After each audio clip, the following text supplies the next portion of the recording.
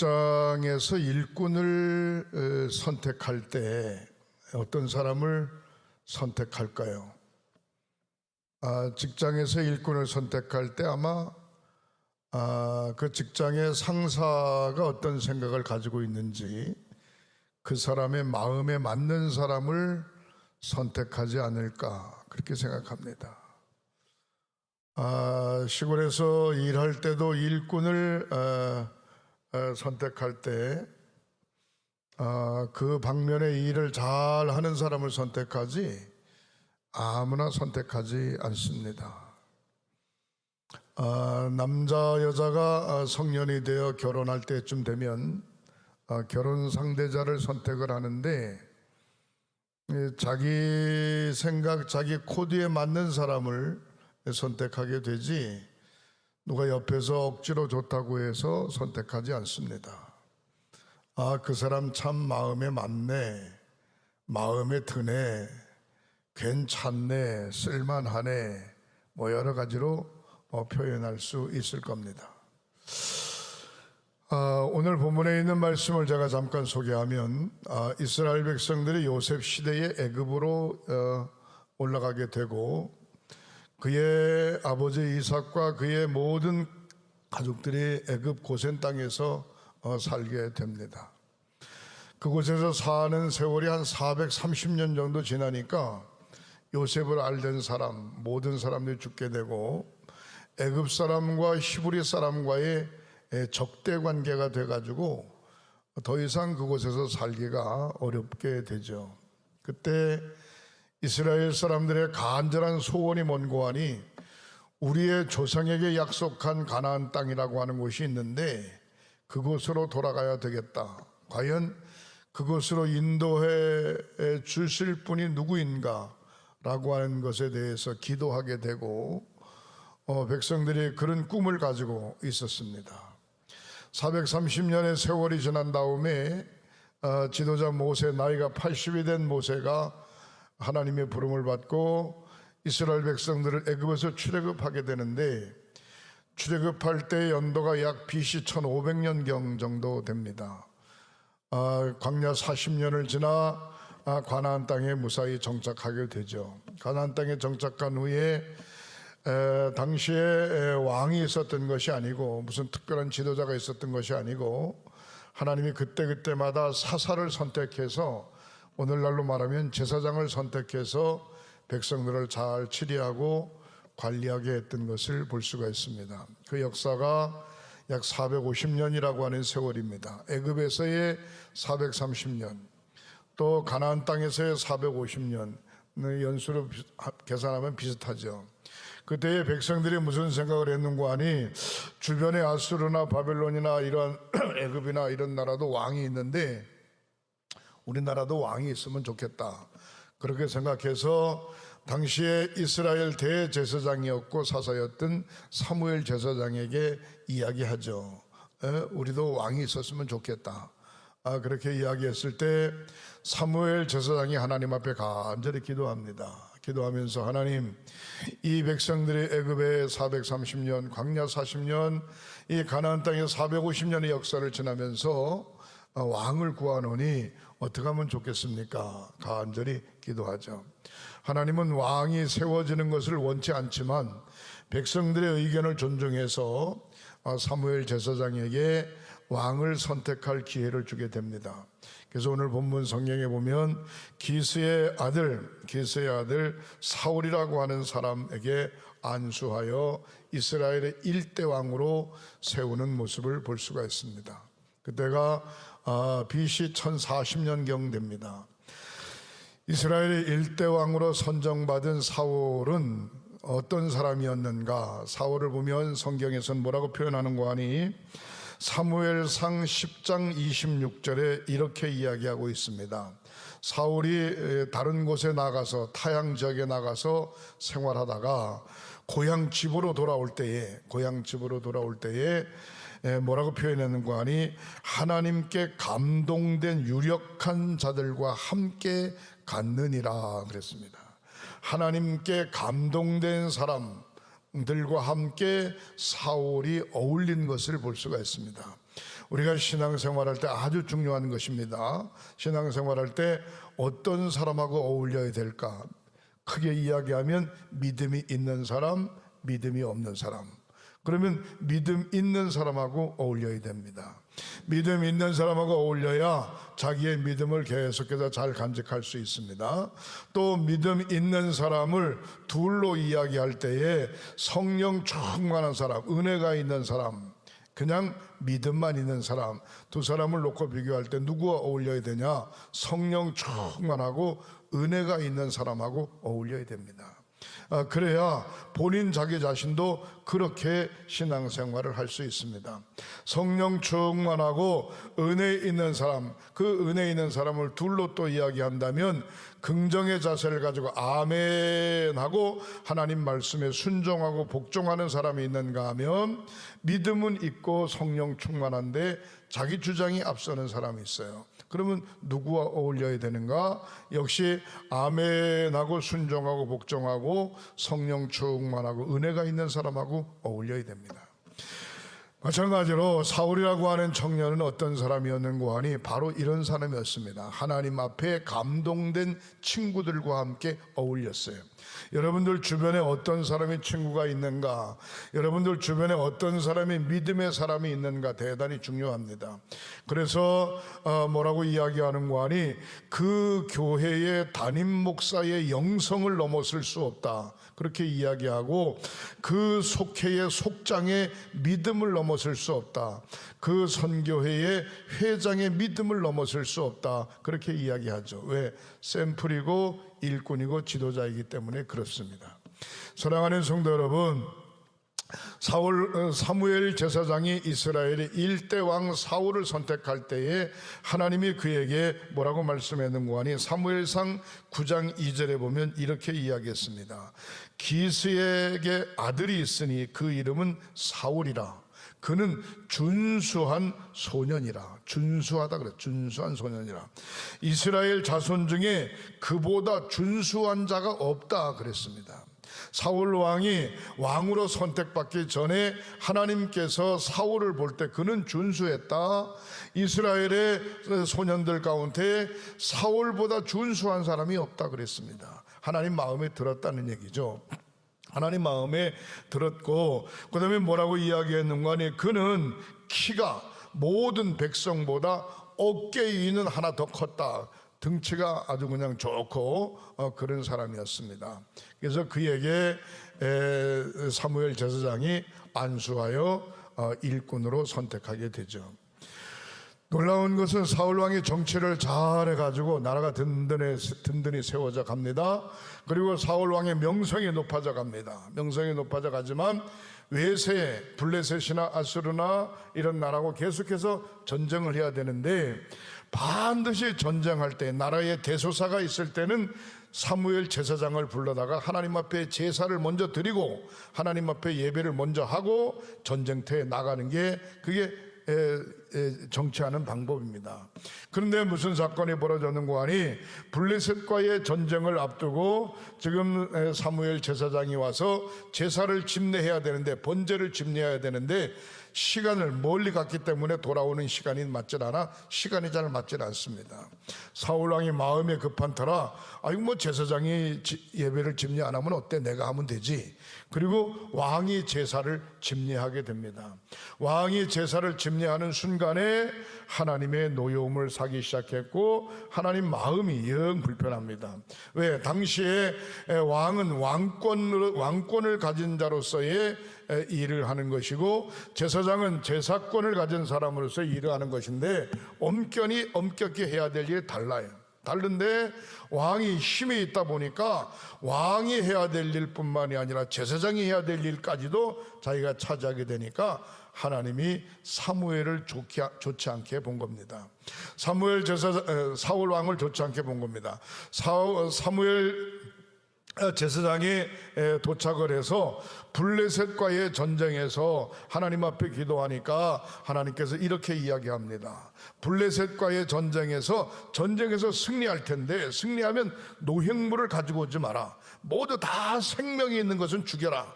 그리고 절대로 노획물을 거두지 말라. 그것이 하나님의 뜻이다. 그렇게 이야기했습니다. 사울왕이 블레셋과의 전쟁에서 승리하게 됩니다. 승리하고 난 다음에 노획물을 가져오지 말라 그랬는데, 생명이 있는 건 다 죽이라 그랬는데, 좋은 소, 좋은 양 이런 것들을 다 사울왕의 왕궁으로 가져오게 되죠. 전쟁에서 승리하니까 축하차 사무엘 제사장이 사울왕을 만나러 갔는데, 왕궁에서 양의 울음소리, 소의 울음소리가 나는 거예요. 저게 무슨 소리입니까? 라고 물었더니, 하나님 앞에 번제를 드리려고, 하나님의 번제를 드리려고 전쟁에서 승리해서 노획물을 가져오는데 가장 좋은 것으로 준비해서 하나님 앞에 번제를 드리려고 가지고 왔습니다. 그렇게 이야기합니다. 얼마나 듣기 좋습니까? 가장 실하고 좋은 것을 하나님 앞에 번제로 드리려고 가지고 왔다. 그건 본인 생각이죠. 하나님은 제사를 받으려고 하는 것이 아니라 모든 생명 것들은 다 죽이라고 하는 이야기는, 다시 말해서 적군의 씨를 말리려고 하는 거거든요. 하나님의 말씀에 불순종한 사울왕을 하나님께서 버리십니다. 그래서 사울의 시대가 끝나죠. 사울의 시대가 끝나는데 어떤 문제가 생기는 거 아니? 하나님이 버리니까. 지금까지는 성령 충만하고 준수했고 은혜의 사람이었는데 하나님이 버리시니까 성령께서 나가버리고 마귀가 사울왕에게 들어가서 정신이 들락날락하는 겁니다. 전쟁에 나가면 전쟁의 영웅으로 승리했던 사울왕이 말이죠, 블레셋의 골리앗이라고 하는 장군이 쳐들어왔을 때 하나님의 신이 떠나니까, 마귀의 영에 사로잡혔으니까 무서워 덜덜덜 떨고 근심 걱정하는 모습을 볼 수가 있습니다. 사랑하는 성도 여러분, 사울왕의 모습 속에서 세 가지를 발견할 수 있는데, 첫 번째는 하나님 마음에 들었다는 거죠. 준수했다는 거죠.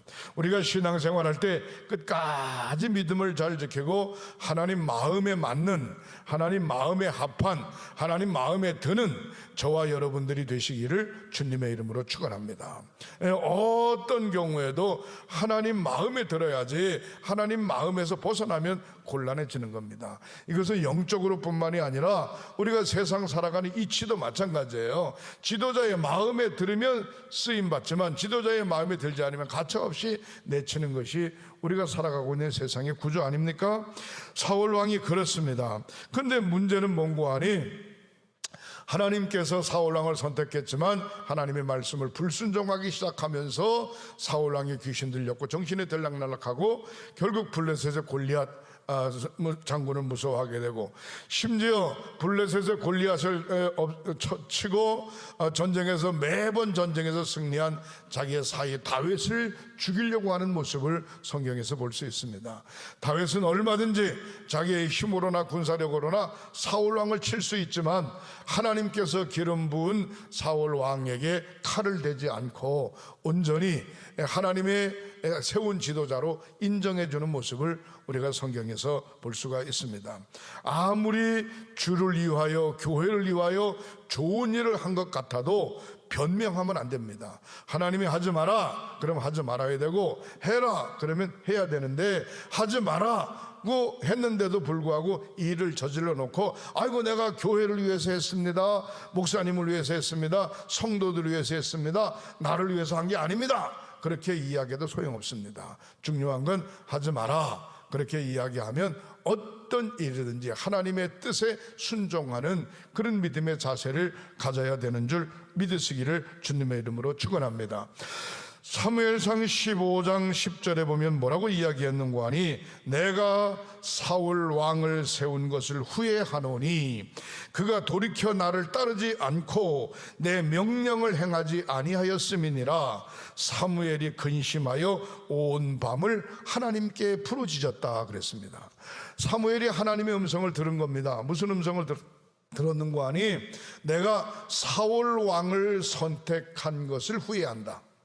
그 이유는 사울 왕이 하나님 나의 말을 듣지 않고 불순종한 것에 대해서 사울 왕을 잘못 선택했구나 그렇게 후회하는 겁니다. 그때 제사장은 어떻게 합니까? 너무 안타까운 거예요.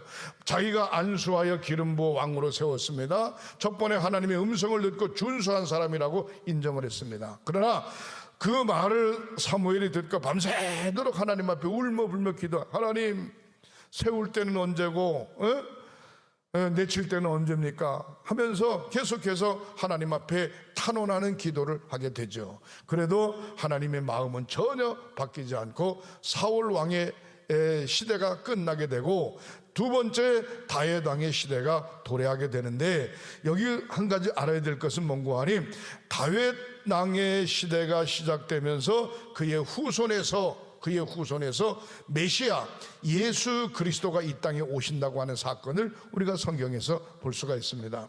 사랑하는 성도 여러분, 오늘날 시대마다 하나님께서 일꾼을 부르시는데, 오늘날 이 시대에는 바로 저와 여러분들의 시대임을 믿으시기를 주님의 이름으로 축원합니다.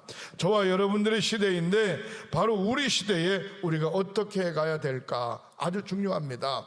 바로 다윗의 시대에 정치를 잘하고 다윗의 시대에 그의 후대를 통해서 예수님께서 이 땅에 메시아로 오신 것처럼, 저와 여러분들의 시대에 믿음 잘 지켜서 내 믿음이 사랑하는 자녀들에게, 손주들에게 계속해서 계승되어지는 축복이 있으시기를 주님의 이름으로 축원합니다. 다윗이 얼마나 열심히 최선을 다했는고 하니, 그가 전쟁에 나가기만 하면 가장 값비싼 것들을 모으기 시작했습니다. 금이나 은이나 동이나 백향목이나 이런 것들을 다윗 왕궁으로 다 가져오게 되죠.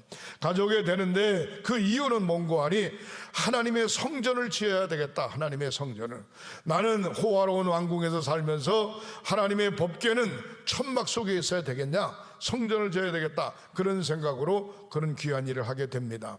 그러나 하나님께서는 다윗에게 성전 짓는 일을 허락하지 아니하시고 그의 아들 솔로몬에게 성전 짓는 일을 허락하게 됩니다. 다윗이 사울처럼 말이죠. 무슨 얘기입니까? 내가 지금 다윗 성전을 지을 비품을 다 준비했는데, 제목들을 다 준비했는데 내가 하겠습니다 하고 밀어붙일 수도 있어요. 그러나 하나님의 뜻에 순종하는 다윗의 모습을 우리가 성경에서 볼 수가 있습니다. 다윗은 어떤 사람인가? 우리가 성경을 보면은 하나님 마음에 맞는 사람, 하나님 마음에 드는 사람, 하나님 마음에 합한 사람, 하나님의 뜻을 따르는 사람, 하나님 마음에 적합한 사람이 그 시대의 다윗이었음을 볼 수가 있습니다. 다윗을 통해서 사도행전 13장 22절에 심판과 저주, 징계가 아니라 구원과 은혜의 궁유를 베푸시고 복을 주시겠다 약속하신 말씀을 볼 수가 있습니다. 오늘 본문에 보니까 패하시고 다윗을 왕으로 세우시고 증언하여 이르시되, 내가 이새의 아들 다윗을 만나니 내 마음에 맞는 사람이라 내 뜻을 다 이루리라 하시더라. 옛날 성경에는 내 마음에 합한 사람이라 그랬습니다. 여기 오늘 개역 성경엔 내 마음에 맞는 사람이라 그랬어요.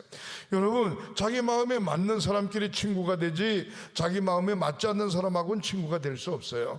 자기 마음에 맞는 사람을 일꾼으로 사용하지 자기 마음에 맞지 않는 사람을 일꾼으로 사용할 수 없어요. 사랑하는 성도 여러분, 가장 중요한 것은 다윗을 통하여 내 뜻을 이루시겠다 약속한 것은 뭔고 하니, 다윗이 하나님께서 선택했기 때문에 그런 겁니다.